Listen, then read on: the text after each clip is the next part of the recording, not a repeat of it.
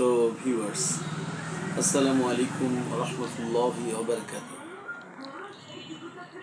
আজকে সারাদিন একটি বিষয়ে আমার ভীষণভাবে মনে হচ্ছিল, আর ঠিক ওই বিষয়টি নিয়ে আপনাদের সামনে আমি আজকে আমার ইউটিউব চ্যানেলে এসেছি।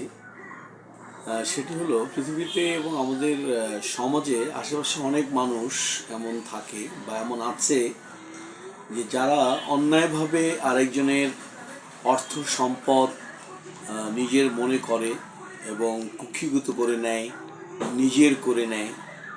যে ব্যক্তিটির করে যে ব্যক্তিটি এই ঘটনাটির শিকার হয়, দেখা যায় পক্ষান্তরে সেই ব্যক্তিটি ভীষণ কষ্ট এবং ভীষণ সমস্যার মধ্যে আছে।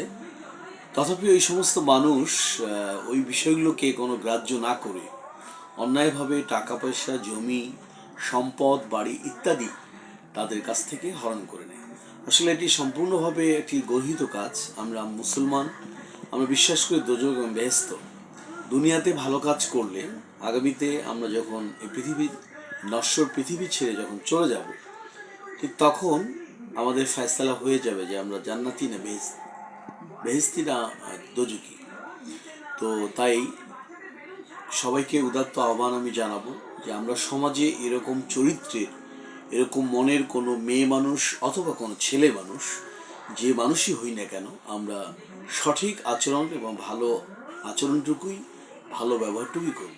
সম্মানিত ভিউয়ার্স, আসসালামু আলাইকুম ওয়া রাহমাতুল্লাহি ওয়া বারাকাতুহু।